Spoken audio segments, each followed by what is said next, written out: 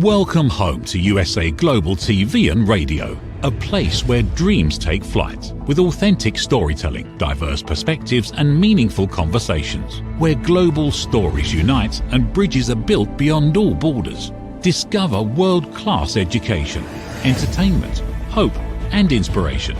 Together, we're building bridges worldwide. Subscribe to our channel, USA Global TV. Download our app, USA Global TV. Be our guest or join our team. Visit USAglobalTV.com. Thanks to our founder and executive producer, Dr. Jacqueline Kerbeck. Music score by Yeffy Tang from Cloud Road Music. Voiceover artist Mike Porter. Creative direction by Paul Garcia. USA Global TV and Radio, your home for global connection. All rights reserved. This video and its contents are the exclusive property of USA Global TV and Radio. Unauthorized use, duplication or redistribution in any form is strictly prohibited.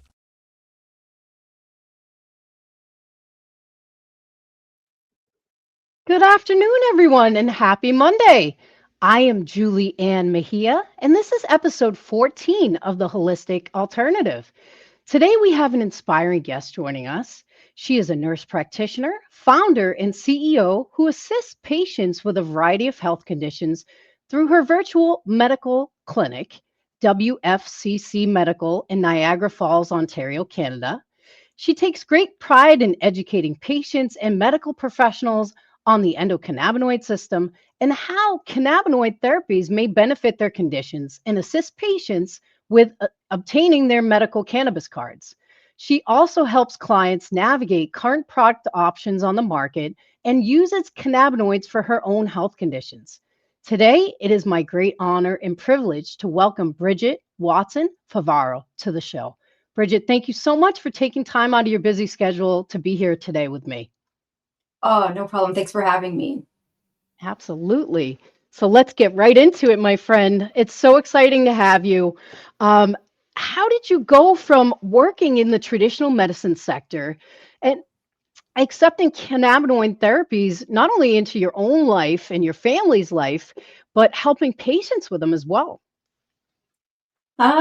Yeah, so it was a bit of a journey for myself. It was from my own personal journey, basically, for me to basically start to understand what cannabis was, how it worked, and for myself ending up with a medical diagnosis of MS, and then going through my own struggles with traditional pharmaceuticals, kind of going down the whole biologic agents, and then struggling with chronic pain, and then basically going for years and years with heavy narcotics, and having no relief from that. And basically every time going to my specialist and saying, this is not working, and then just getting given higher doses and higher doses of narcotics every time, going back and saying, still, it's not working. And then just kind of being basically having, the head down and just being then passed another prescription saying, that's all we can really do. And, every time just feeling like I was getting worse and worse. And, being told it's just progressive disease and kind of deal with it. One day, my pain specialist that I was seeing at the time, saying, what about cannabis? What about cannabis? And for me, being told for years, cannabis was bad. It wasn't, don't do it. It was a big struggle. And medicinally, that wasn't even a thought in my head.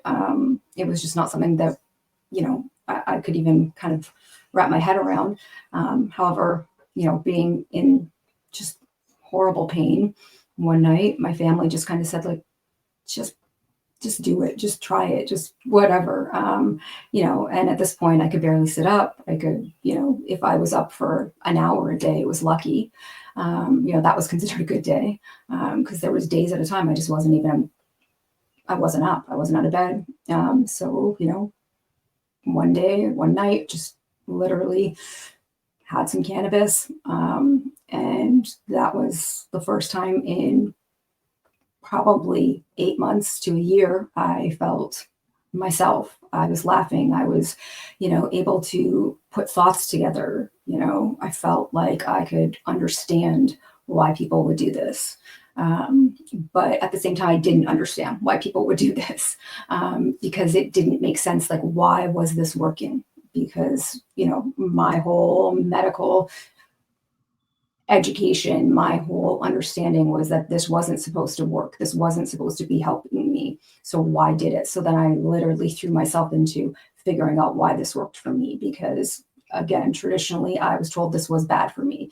So I had to understand why it was working for me. And, I didn't just go and start smoking it or start taking it. I had to understand it. So it was, a good year of me just educating myself before I started asking for people to actually give it to me. And then it was, going through 5 people and practitioners of asking for them to prescribe it to me. And it's basically declined for 4 other times before someone actually would give it to me. I was told I just wanted to get high all day. You just want to be stoned. And, then finally I was, with me telling them I already am on your drugs. And, was told finally when I actually was given it that, yes, I will give it to you, but was very concerned with the amounts I was already on of other narcotics, basically wanting to admit me to basically wean me off of the narcotics. And I said, I wouldn't need that. I'll be fine. I'll do it myself with the use of cannabis, because I had already done a huge amount of research and understood that, that there was a lot that this plant could do. But then still had to do years more of, schooling and following other specialists and going to different seminars and, just learning. And it's been years of getting a lot of education on this plant to really understand it. And still, there's so much that we don't know. And so much more that we're learning about it as time goes on. And as more and more research is brought to light that we're still learning today, which has been phenomenal, because the more we learn about it, the more we can understand how our bodies can utilize it, and the more we can continue to help others, because it's been life-changing for me. I went from barely being able to be awake and be up to, being able to work full-time again, and help others, as much as we can. And that's really what has been, such a blessing for me, is being able to help other people in similar situations, or, any situation that they feel that they can utilize the plant, because it can help in so many different situations. But for me, yes, I still have bad days, and I'm not going to sit here and sugarcoat it, because there definitely are. A few years ago, I was diagnosed with adult onset epilepsy, and that's still been a struggle. But I'm using a plant to help me there as well, along with traditional medicine. But it's refractory, it's difficult. But the medicine and the plant is helping me, and we're still trying to figure out there where we can tweak it with different cannabinoids. And the more we can understand it, the better it'll be. And I think we really need to understand how research can support it, and we have to get on side with making sure that the plant that we're getting is clean as well, because you can't just assume that everything on the market is good, and I think that's key as well. Absolutely. Well, thank you for your bravery in sharing that information, because there's so many people out there, especially, myself from traditional medicine background. We're trained to tell people, hey, this is not good. This is, they demonize the plant or anything that's not a synthetic pharmaceutical. And, thank you for your bravery in sharing that story, because so many people out there are not aware, they're not given choices with the allopathic sick care model. And unfortunately, a lot of people don't do well with the traditional pharmaceuticals, and a lot of people miss out on actual relief and healing. So Yeah. thank you for saying and describing this, because I think this resonates with so many people, because a lot of times it's used as a last option and a last resort when it should be used as a first. Absolutely, absolutely. And I think, as care is changing, and it's very slow to change, but as it is, it's coming down on that model, right? Like it was when I started almost 10 years ago now, I think it was our fourth or fifth line. Now it's up to, in certain pain models, it's up to our second choice, right? So, but most of the time it's still kind of in that third line option, right? So, but again, it depends on how we can fit it in, right? So I always tell people, like, when I'm asking questions, it's always like, what have you tried? Have you at least tried? I always put like over-the-counter medications as a choice. Like, make that as one of your choices so that we can fit it into one of your options, because we need to make sure that we're not making it like you have to have chosen narcotics at least, right? Like, that shouldn't be an option up there when we have such an opioid epidemic in our country, right? We can't have that as an option before we're using cannabis, when we know that cannabis has such the risk profile, the safety profile is so much less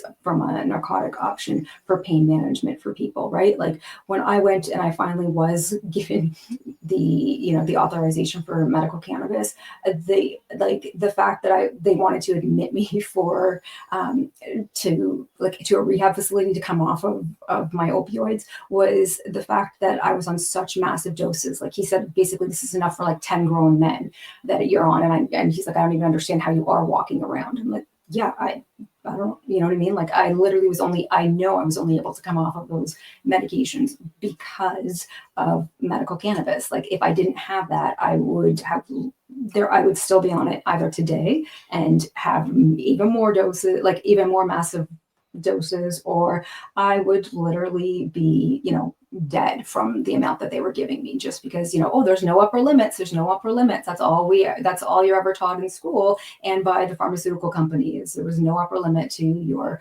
opioids because, people just keep building up tolerance, but you can only build up a tolerance to so much until your body and your respiratory systems is going to become completely suppressed. So it's a matter of like these huge risks that we just keep doing for people, and then all of a sudden our doctors get scared and we stop wanting to prescribe them because the college is looking at us, right? So there's these huge risk factors for patients that we need to consider, and cannabis just doesn't have those same risk factors. So we just we need to balance what's best for the patient, and we've scared them because of this whole craze that we did, back in, the 1930s, that we're just still, patients are still terrified of some today, that we have to re-educate over and over and over again, just to show them that cannabis is a much safer option for them than what they're already currently on. And, you see the list of medications that they're currently on when I see them today, and it's, they're on like 12, yet they're not scared of any of those, but they're terrified of, the word THC if you bring it up to them, and you're just, you're kind of still shaking your head. And yet I always go back to, like, me, I was like, but it's not medicine. Why would I take this? But now it's like, yeah, that's what we were indoctrinated into, right? Right. I couldn't agree more. I think, knowledge is power, right? We've been using these compositions for thousands of years to the point that our bodies developed a system to process them. So again, from a safety profile perspective, we've had thousands of years of testimonials from our ancestors that have used these products safely in conjunction with, our immune system. It works in conjunction with the immune system to support it. So it's a big concern, especially when we're seeing so many people either get addicted to opiates, benzodiazepines, and overdoses. So it's very scary. So I'm hopeful that this continues on an upward trend, like you stated, and that it is eventually prescribed first before a synthetic that is addictive and harmful to the body. Absolutely. Absolutely. That's exactly what I would hope as well. It just definitely needs to move into that direction.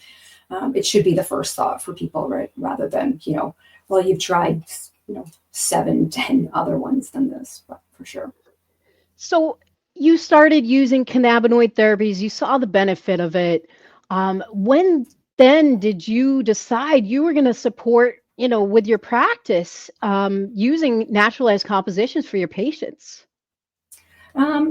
So I was in like a family practice and doing walk-in type patients. And I started seeing a lot of patients coming in asking for, the refill for their opioids and getting declined. And then we started, we actually had a company come in and talk to us about cannabinoids. And I actually talked to the doctor at that point and just kind of explained, this is what I was using myself, and I just felt very strongly about it. And at that time, I couldn't, as a nurse practitioner, prescribe or authorize cannabis, but it was something that I felt strongly about educating patients on. And she was open to listening to it. And we just kind of had the conversation. And it was one of those things that she was slowly starting to look at perhaps authorizing her patients. So it was kind of a few here and there that we were really the ones that basically weren't going to continue to authorize their opioids, but we were looking at actually authorizing the patients for cannabis, basically transitioning them over. So I started educating them, she started authorizing them, and we worked with the licensed producer at the time. So it was shortly there during that time that we kind of started doing that. And then right after that, about 8 months after that, nurse practitioner started being able to authorize. So when that kind of transitioned, then I kind of moved into that whole field of, okay, well, let's learn some more. Let's take, the courses and learn what we can further about the actual, authorizations and how that works and what else. And, it was kind of digging in even further. And then I just kind of went from there, and really. How was that process in the red tape in the Canadian government with getting not only certified as a provider to refer and even speak about some of these products and cannabinoids in general? Because I know here in the US, I have open conversation and dialogue with some of my traditional practitioners, and they're like, we can't even talk about it. So how was that process for you? It depends. You have certain things you can talk about and certain things you can't talk about with your patients, from what cannabis is, and what it can do and what it can't do. So, it's a matter of how cannabis works and what its abilities are. But it's pretty even. Like it's there as a treatment option. It doesn't cure. It's there from as an adjunctive treatment is how we usually look at it. And we never would recommend using cannabis as opposed to traditional therapy.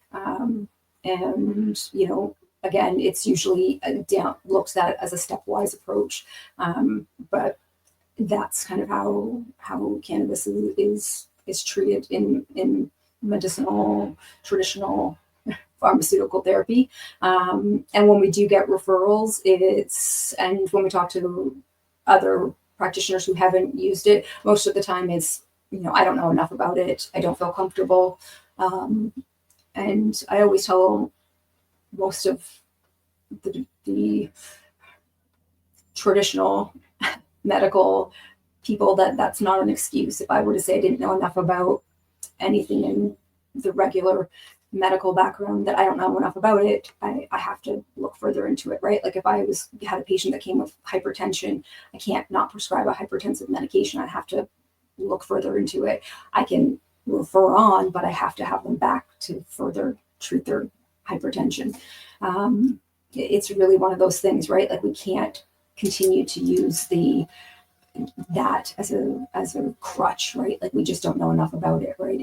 We know that we have an endocannabinoid system. That's like, we know we have a respiratory system, right? It's part of our body. We need to make sure that we're starting to educate our upcoming students that are, our nursing students, our residents that are, our med students. We need to, these people that are coming in have to be educated on it. It can't just be, a footnote later to say like, oh yeah, that we also have this endocannabinoid system. It has to be part of the curriculum, and we're doing a disservice to them to not have it as part of it. We really, really are. I couldn't agree more. And I think, from a perspective of education, I think every single medical school in the world should be required to educate about the endocannabinoid system and how cannabinoids function with the human body and work in conjunction with the immune support. It's really disheartening from a number of facets to see so many schools still not educate properly. Where do you Yeah. see that going in the future?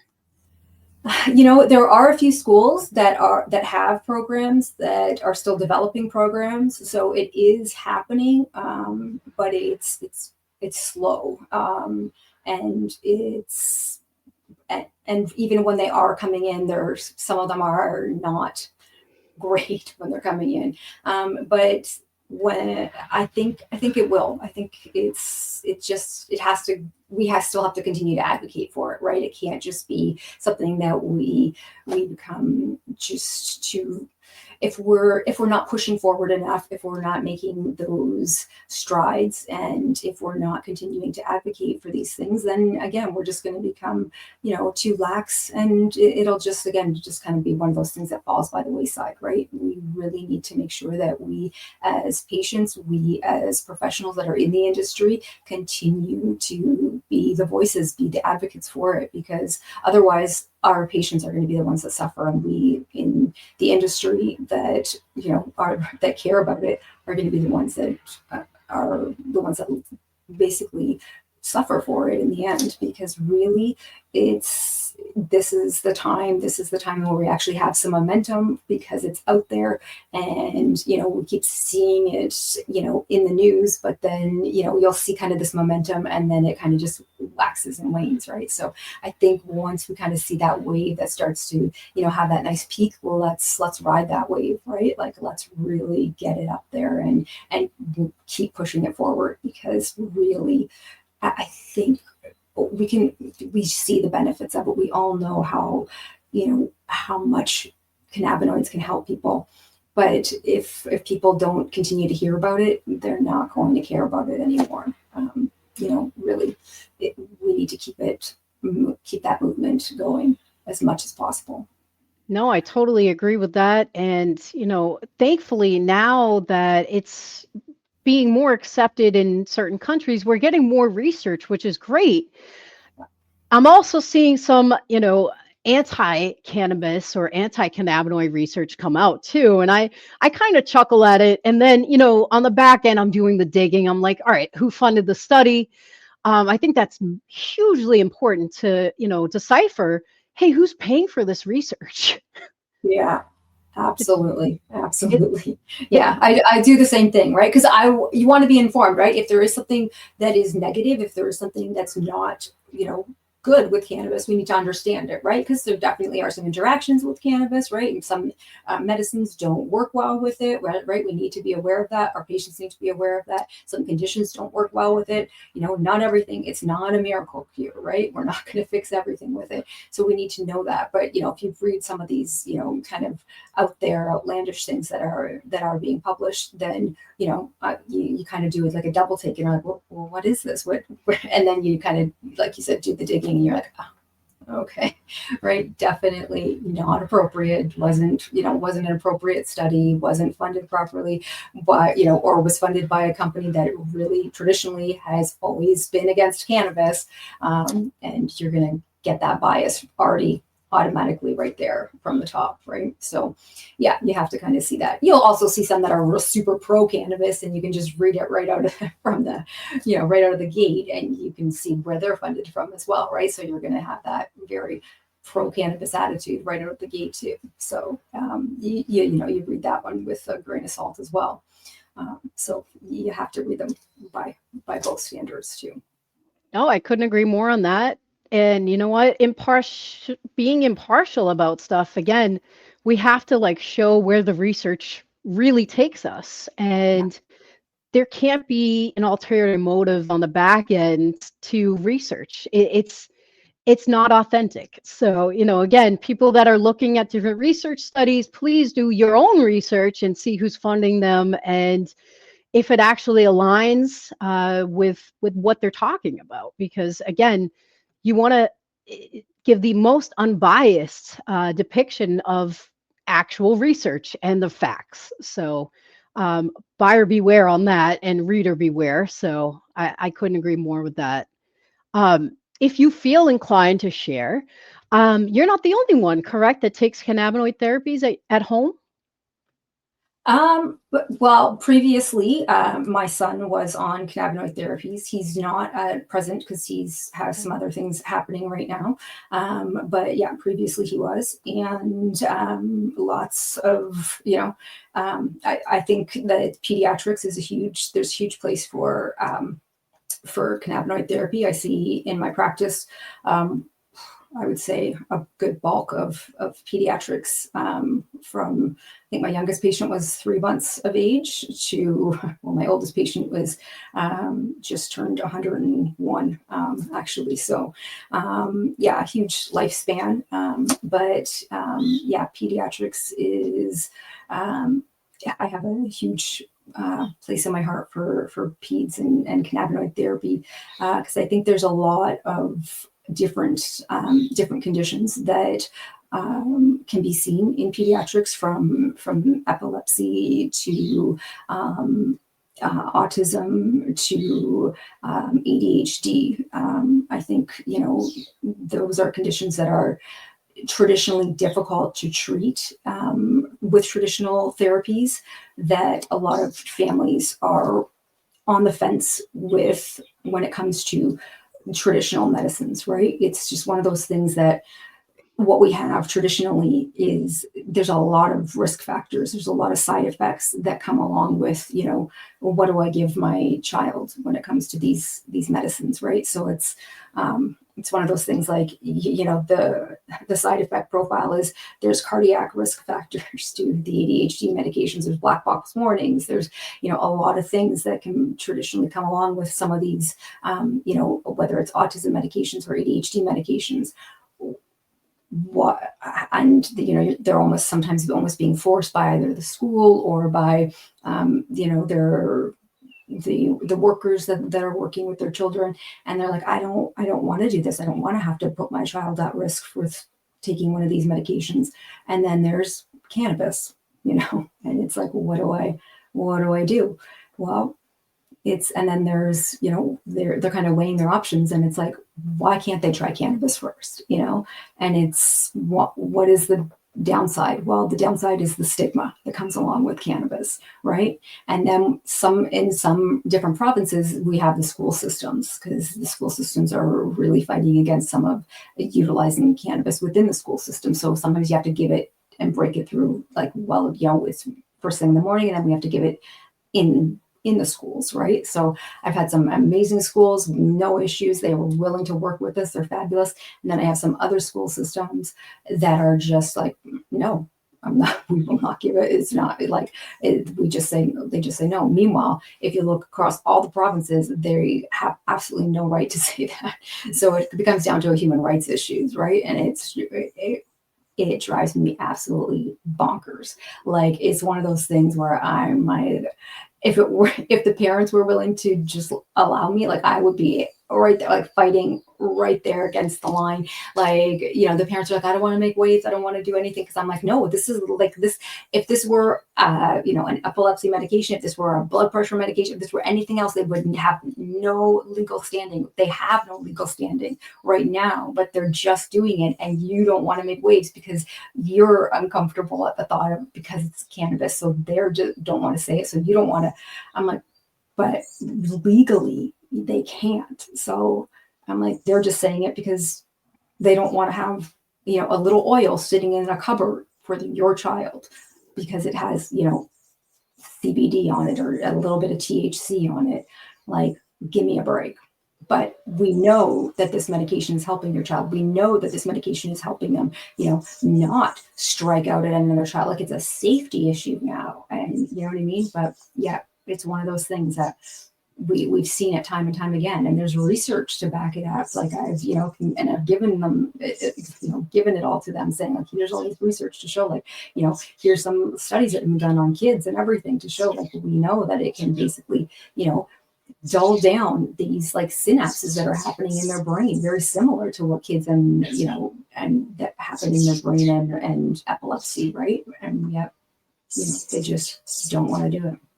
It's so disheartening because we're having the same issues over here. I had clients in the Commonwealth. I was working actually with Dr. Eric Ruby to combat some of the laws in the Commonwealth in Massachusetts. We had children that, required to take their medication at school, which weren't even psychoactive medications, right? These are non-psychoactive cannabinoids, school or a residential program, and they weren't able to be admitted to the residential program and they needed to be in there, or they couldn't take it at school because the nurse refused to give it. And it's just, I think from an ethical and a medical standpoint, I think it's totally disheartening because, again, if a prescriber prescribes anything, they're required by law to administer it. So it's really a scary thing. I'm so incredibly grateful that you are fighting for pediatrics. We're fighting hard here in the United States, and I'm hopeful that someday, across the board on a global scale, that these are accepted for everyone in all settings. So thank you for that. I appreciate everything. And then I have another question for you. So what type of patients, what kind of conditions do you work with at your clinic? It's a virtual clinic, correct? Yeah. So we see patients kind of across the lifespan, as I said, and then it ranges from I usually get you can self-refer or I get referrals, and it can range. Often it's pretty complex issues, so from complex chronic pain syndromes to sleep-related issues to mental health issues, and then it can vary, right? So and then it can go to autoimmune related health issues as well. So and then if it's even been sometimes people that have just had different a multitude of comorbidities that they just can't really pinpoint what's exactly happening, but they've just kind of had all these health related issues that they feel kind of just depleted their health over the years, and they just really feel generally fatigued, and they're not sleeping great, and they just don't feel 100%, and they just are wondering if cannabis may help them. But most of the time it's like kind of the complex chronic care related issues, pain related syndromes. So from like fibromyalgia to MS, to rheumatoid arthritis or osteoarthritis. Those are kind of the main ones. And then there's, from like, mast cell syndrome to, RSDs to, you name it, we've seen it. And then there's like the cancers, where we're treating like kind of the cancer related symptoms all the way to, epilepsies and autism and all, ADHDs and further and more. No, that's wonderful. I'm so glad that you, work with a variety of different conditions and patients. And what people don't typically understand that aren't aware of cannabinoid therapies, they help with a multitude of things. Our bodies need them, require them. And sometimes when we're off balance, right, and we're not getting exposed to cannabinoids or terpenes that our body requires, then the body goes awry. And unfortunately, we develop a lot of health issues because of a lack of stimulation to the endocannabinoid system. So I think that's why we see so many broad spectrum of disease respond well to cannabinoids. Yeah, absolutely. I always tell people one of the first things if you're coming in and you have like sleep related issues, we want to treat the sleep related issue first. And that's, if you're not sleeping, your body's out of whack, right? So, and if there's a hormone related issue, we need to make sure that we're dealing with the hormones first, right? And oftentimes that's sleep related as well, right? Your circadian rhythms is out of whack, then everything's going to be out of whack, right? Because your whole hormone system's out of whack. So we need to make sure that all of those are dealt with first and foremost, because realistically, nothing's going to function properly if all of those are out of line. And most of the time it's, your endocannabinoid system is part of your hormone system. So we need to make sure that they understand that first and foremost, because a lot of people don't understand that, right? Like this is part of, it's hormonal balance, and your ECS is part of that, right? Like it needs to be in line. So when we talk about an ECS deficiency, that's part of why a lot of things start to happen, right? So it's really key to make sure that everything is running part of that whole, homeostasis, hormonal balance. All of this is part of how we make sure that all of these are key, right? So people talk about I have hypothyroid disease. They're always there and getting their blood work tested, right? Right. That's great. And eventually, hopefully we can have a really good blood test that can test our ECS, because I think that's going to be something that's really key to looking at. But right now we're not there. It's a matter of, figuring out the best endocannabinoids for you that we think about when we look at, and we start hearing people's stories and stuff like that. And we're starting to really kind of dial into those a little bit better, but it's still just kind of a guessing game, and just listening to know which cannabinoids work really well for, anxiety and mood and all these kind of things.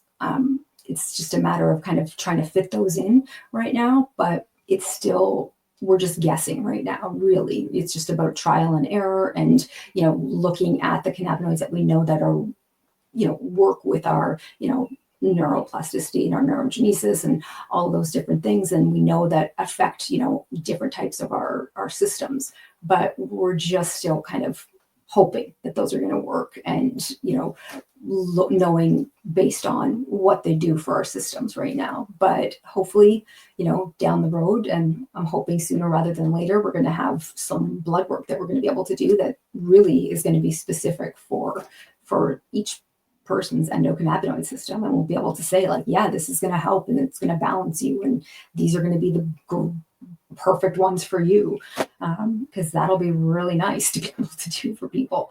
And Absolutely. We'll be able to give them the exact levels, rather than just say here, start low and go slow and try this one, right?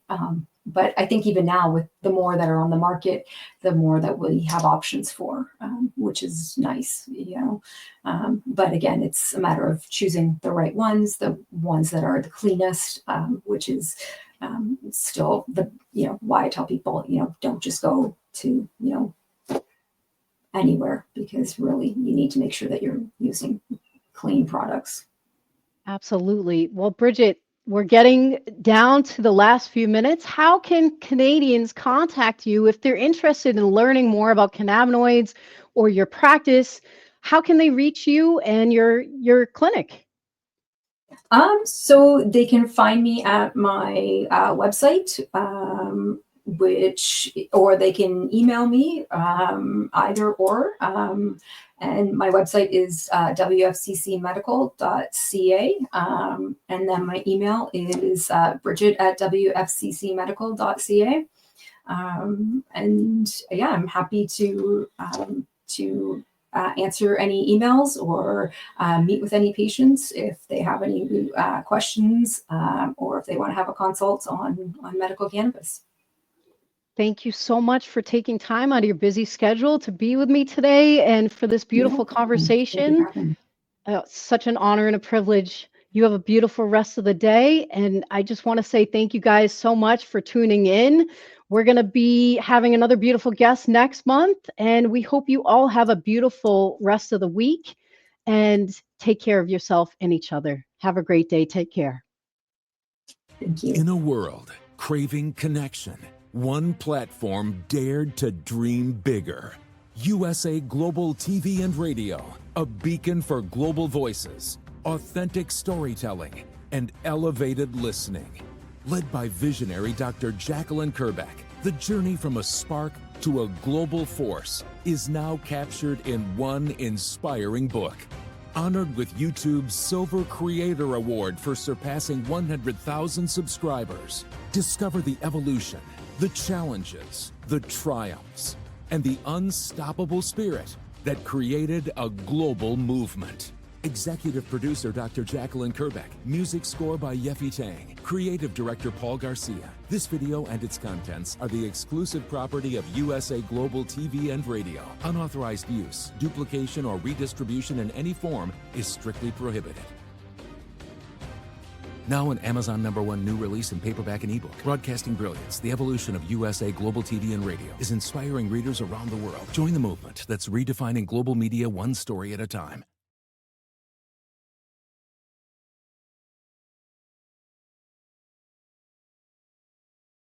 Thank you, viewers and listeners of USA Global TV and Radio, for joining us today.